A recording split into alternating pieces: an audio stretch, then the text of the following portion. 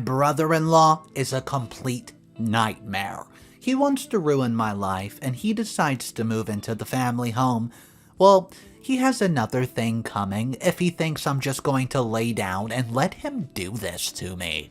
My mother and I, 23 male, have not had the best relationship lately, but I had no idea that my brother-in-law could ruin it completely. My mom, my sister, and I have been living together since my dad died when I was a kid, so naturally we were all very close. When I was younger, my mother was much closer to me than my sister, but things change over time.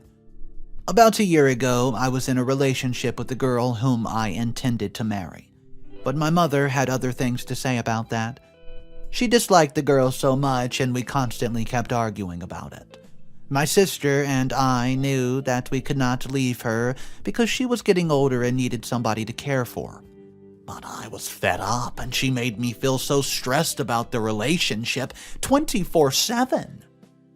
After months and months of arguing about my girlfriend, my mom, she refused that I would go and propose to her and told me that she would not even attend the wedding and, if I do this, I would lose my mother forever. I had no idea why she was so against that girl, but ultimately I was fed up and broke up with her just to spare myself the pain and stress. I mean, of course, this drove a massive wrench between me and my mom, and we were never that close since. On the other hand, during that time, my sister started getting closer and closer to my mom, and they became good friends. While I was the outsider, my sister was older than me and naturally had the expectation to get married first, and my mom was super supportive of that. About 7 months ago, my sister met this guy, Craig. They got very close. My mom liked Craig very much and always treated him super well, which made my blood boil because she was never that good with the girl that I liked. Anyways, 2 months ago, Craig proposed. And even though I felt this was all just moving too fast, my mother was thrilled.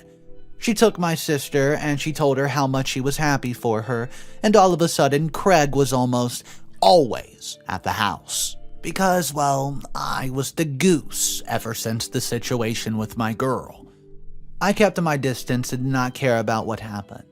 I didn't even care about a possible wedding. I didn't have any problems with Craig, but I was just indifferent and resented the fact that my mother was so good to him and so bad to my ex. I did doubt that Craig was the type who just said or did anything to make others like him. For example, he wasn't a smoker, but my mom was, so he'd buy her cigarettes and fancy lighters and smoke with her when he came over, even though I was sure he did not smoke on his own. Another time, he mentioned not being much of a fan of horror movies, but once my mother was watching one when he came over and he sat down and watched the whole thing, acted like he was interested. I could feel like something was, off, and that he was just smoozing his life away to make his relationship with my sister easier. He rarely talked to me and I rarely talked to him, so we didn't have any bad blood, but I did keep my distance. 2 weeks after he proposed, Craig was over, and my mom asked him about his own parents. He told us that his parents were away in Europe, and that they weren't very communicative, but that he would tell them everything when they came back for the wedding, which they planned to be back in 2 months from the proposal. My mom went into details asking about his dad's job and his mother, but it just seemed like Craig wanted to avoid the conversation as much as possible. He told her that his dad was a retired architect, but they didn't have the best relationship, so he simply didn't like to talk about him much. When it came to his mother, however, Craig completely changed the subject as soon as my mom asked about her, and told us that we should go out for some dinner. I was always just sitting there observing everything that Craig said, and while I could never catch him in something suspicious, I just never bought the whole Europe trip thing. It just didn't seem plausible. But I had no proof that he was actually lying. We did not go out, but after dinner, I bumped into him in the kitchen and asked him about his dad again, and he said that he was on a business trip in Europe. "Didn't ya say that he was retired?" I asked, but he quickly stuttered and told me that he does contract gigs every now and again for some good money. When I asked why his mother was with him on a business trip, he told me that it's actually none of my business and seemed pretty uptight and aggressive. I honestly did not care that much to find out about his personal life, nor did I care that it was my sister. Ever since we were young, my sister and I did not have the best relationship because she was always so irritable and bossy and never really treated me like a brother. She never asked about anything I'm interested in, never bothered much to talk about anything with me. So we were always just far enough for me to not care about anything involving her. That night, my mom burst into my room in extreme anger. I asked what's going on, and she told me that I hurt Craig by, quote, interrogating him about his parents. I could not believe he went and told her. But when I told her I was just asking to make conversation, she did not believe me and told me that I intentionally tried to bother him knowing it was a sensitive topic. I told her this was crazy and that he was overreacting, but then my sister joined in and told, me to leave him alone, and simply said that I was targeting him. I told them both that it was absurd they thought so, and I went to sleep over at a friend's house. The next day, Craig was again at our house for dinner, and I had started to really dislike how much time he spent with my mom. He ignored me completely and just gave a very cold hi for a second before going back to his random conversations with my mom. I sat at the table and just listened and listened until he dropped a bombshell on us, both that he wanted to speed up the wedding and make it in 2 weeks. When I told my mom that I'd be on vacation with my friends at the time out of town, she told me that I did not have to attend the wedding since I did not care this much about their marriage in the first place. Well, I was furious, but decided against arguing and just went up to my room. I knew Craig had a hold on her for being a perfect son-in-law, but it drove me mad how differently she was treating me now compared to him. Needless to say, the wedding went as planned, and in fact, I did not attend and enjoyed my own vacation, since I did not feel welcomed there by anyone. When I got back from vacation, however, I found the shock of a lifetime. Craig was now living with us. I had no idea this was the plan since he already lived in an apartment not too far away, but apparently they decided to save up on rent and agreed with my mom to come live with us, and my mom didn't even bother to ask me if I was okay with it. Spoiler alert, I wasn't. When I tried to ask my mom in secret why she would agree to something like this, she told me that Craig and my sister would take good care of her, and that it's better than staying alone. Well, I was absolutely furious, but I decided I'd spend as little time at home as possible. This wasn't easy, however, given Craig's, quote, perfect guy persona, including cooking breakfast, vacuuming every single day.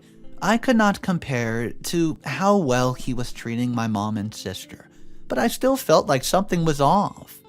It's not like I wanted a piece of his kindness. I really could care less. But I just felt like he was being fake and had means to an end, if you know what I mean.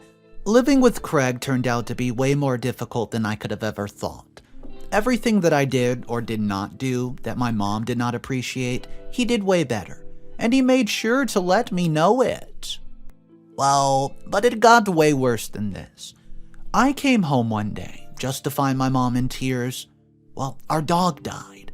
Apparently the door was left open and he ran out and got hit by a car, and my mom was furious, telling me that it's my fault and that I was the last to leave the house and leave the door open, and I swore that I closed it, but she was adamant about it, telling me that Craig was home all day and that I was the last to even open the door.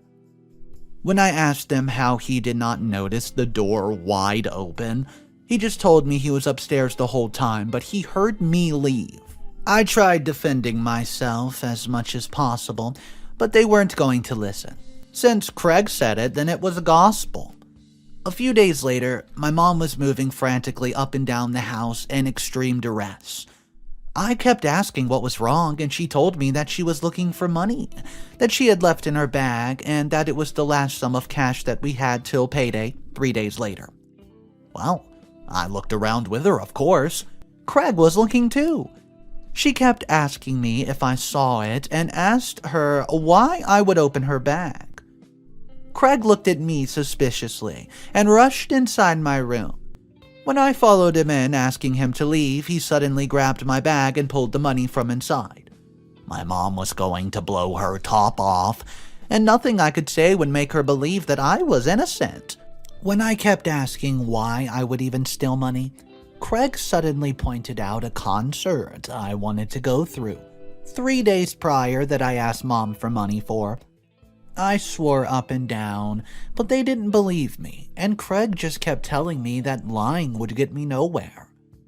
Eventually, I had to spend the night over at a friend's house. I had no idea why Craig kept setting me up, but I had no idea it'd get to the point of the police showing up at our door and arresting me for supposed drug possession from an anonymous tip that they found in the trunk of my scooter that was parked outside. I spent 3 nights in jail, and the whole time I knew that it was Craig. My friends bailed me out, but when I got home, my stuff was packed in my room, and my mom simply told me to leave. I knew that I would not convince her, but on my way out, I confronted Craig and told him that I knew he was the one who set me up for this, and when he played coy, I punched him right in the face.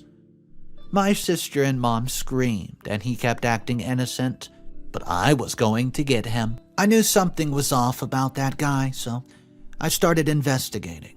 We literally knew nothing about him other than what he told us, so I looked up his parents that had supposedly died in an accident, but found no records that there ever happened here in our town. And although yes, I found the gravestone of his father, there's no proof whatsoever that his mother was even dead, which was the most suspicious part given how sensitive he was whenever she was mentioned. So I dug deeper. During this time, however, I got a call from my mom screaming and crying. I had no idea what she was saying or where she even was. After what seemed to be arguing in the background, she shouted out a name of an institution that turned out to be an old person's home in the next town. I was confused, so I called my sister to ask what the heck they had done. She told me that my mom suffered some kind of psychosis and almost attacked Craig with a knife. So he convinced her to put Mom in an old person's home that specialized in cases like this. When I asked if she saw this happening, she told me no, and that Craig was the one who told her. I knew he was lying, so I went over to that place and got my mom out. We were both staying in a motel to figure this out, and my mom swore that what my sister said wasn't true, and I told her that Craig made everything up, including the lies about me. She finally started to believe. I told her that something about him was extremely suspicious, and told her everything. I found out about his mom and dad. She told me that a police officer friend of hers could help us find out what really happened.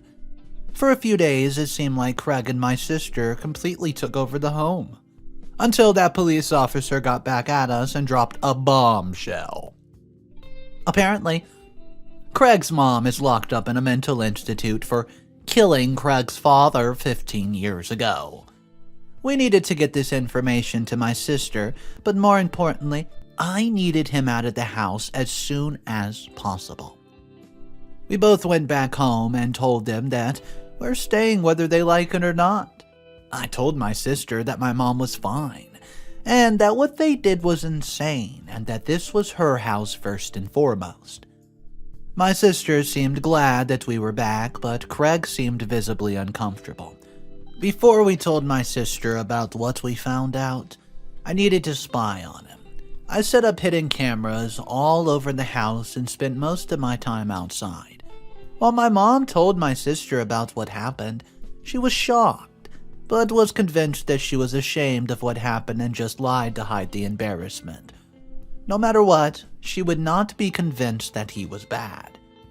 I knew that Craig had a messed up desire to take over the entire house and have us gone, and I didn't know the extent of what he would go to. But I knew that with me being outside most of the time, he would target Mom first. I spent all night watching the surveillance footage of the cameras I set up until I finally found what I was looking for. Craig entered Mom's room while she was asleep and seemed to switch up something in her medicine cabinet. I knew my mom checked her phone before doing anything in the morning, so I texted her not to take her medicine until we found out exactly what he's done. The next morning, we pretended everything was fine. I had no idea what kind of pills that he put into her case, so I took them to a nearby pharmacy, and I couldn't believe it. When the pharmacist asked me what the dose my mom usually takes of her original medicine was, he told me that if my mother took the same dose of the pill Craig put, she would have immediately been put inside of the hospital. I knew that I could not let any of this wait anymore, so I gathered up all my evidence and went straight to the police.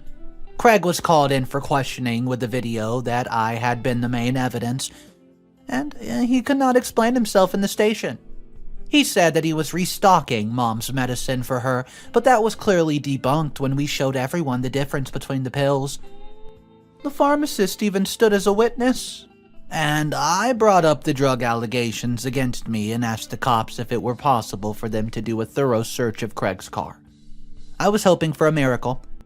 A day later, they got a warrant to search his car, and lo and behold, they found traces of the same kind of drugs they found in my scooter in his car.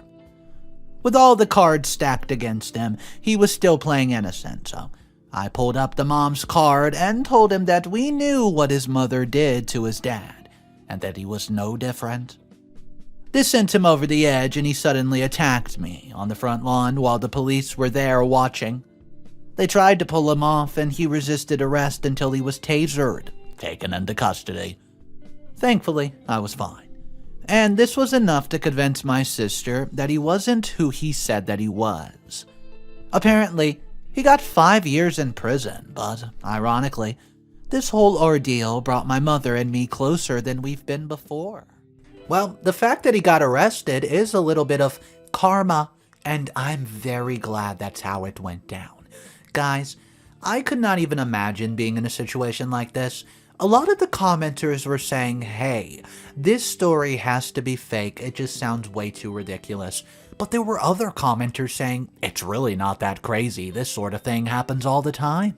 And then they went ahead and named a couple situations that they've seen similar. Guys, if you have ever seen anything similar to this situation, let me know exactly what you think. Was this story phony, or do you think it could have been real? Drop your comments down below. We still have another story to cover today, so right now I will read you the title. And I quote, "Am I the a-hole for kicking my estranged stepfather out after he started claiming my vacation home as his own, where I let him stay for free? A few months ago, I, 32 female, inherited a beautiful vacation home from my late mother. The place is serene, surrounded by nature, and I was really excited to have somewhere to relax and make memories with my family.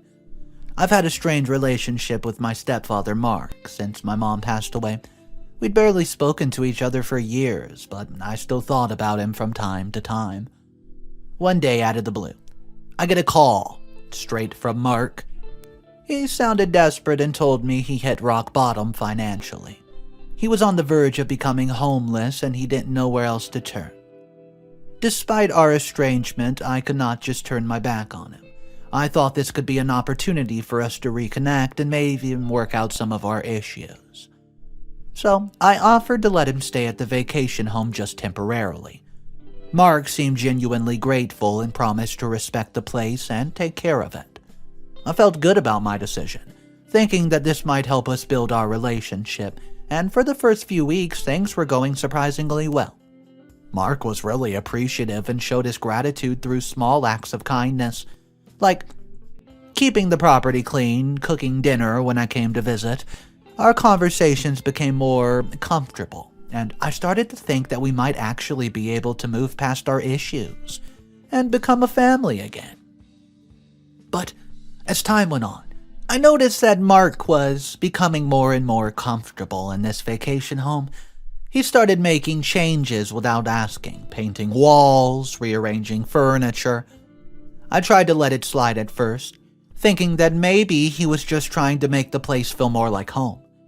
But then he started inviting his friends over for parties and completely disregarding my feelings about the situation. I began to feel hurt and betrayed by his actions, especially since I had opened my home to him in the hopes of mending our relationship. It seemed like he was taking my kindness for granted, and I struggled with the growing resentment I felt towards him. I tried to talk to him about my concerns, but he would brush off my feelings and act as if, well, he had everything right to do as he pleased with the property. My frustration reached a breaking point when I visited the vacation home and found out that he's thrown a massive party, without even my knowledge or permission. The house was a mess, and I could not believe that he would disrespect my late mother's home like this. I was furious. It became pretty clear that Mark wasn't interested in reconciling our relationship or respecting my wishes. He seemed to only care about taking advantage of the situation I offered him. That night, I could not sleep, my mind racing with thoughts of what to do next, and I knew that I needed to take action, but I was torn between my desire to maintain the peace and my need to stand up for myself. As the sun began to rise, I came to a decision.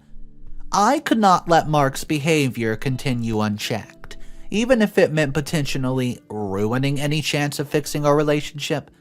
So the next day, I confront Mark.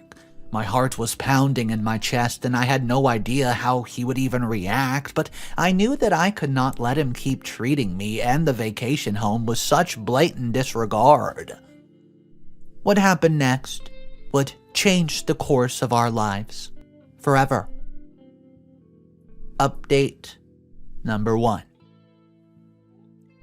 Following the decision I've made, I confronted Mark about his behavior and how he had been treating the vacation home as if it were his own.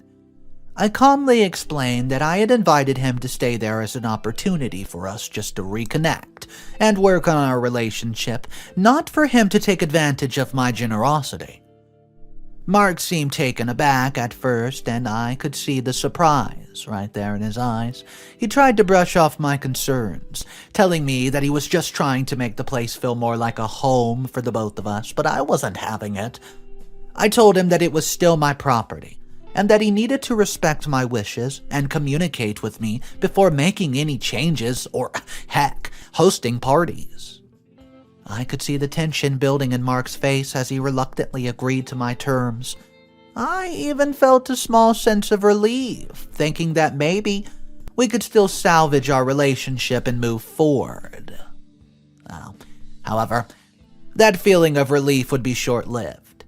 Over the next few weeks, I noticed that Mark's behavior had improved somewhat, but it was clear that he was only doing the bare minimum just to appease to me. I felt like I was walking on eggshells around him, constantly wondering if he would revert to his old ways. The trust between the two of us had been severely damaged, and it was difficult to believe that he had truly changed his ways. One day, I received a call from a family friend who informed me that Mark had been bad-mouthing me to others, telling me that I was being controlling, unreasonable about the vacation home. This was the last straw. Not only had he taken advantage of my kindness and disrespected my property, but now he was also trying to turn my friends and family against me. Feeling betrayed and hurt, I decided it's time for some retaliation.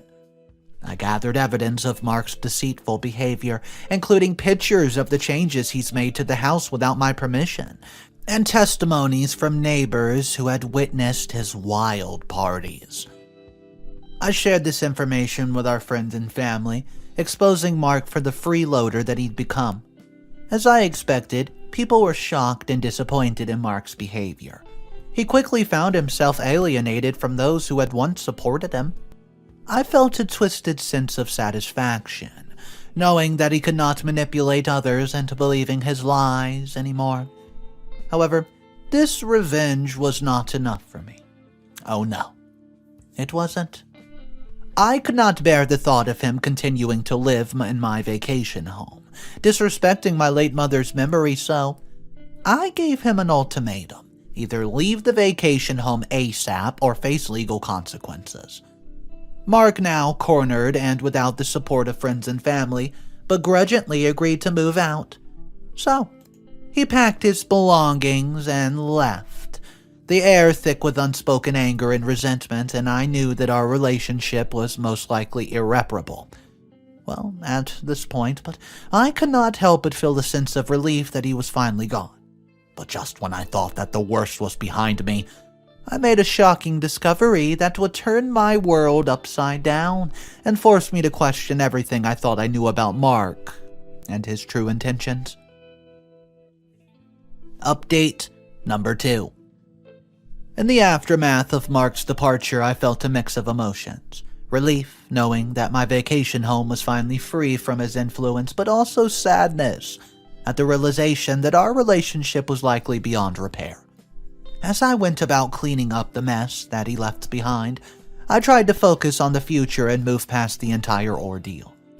A few days later, while sorting through some paperwork in the vacation home, I came across a hidden folder that I had not seen before.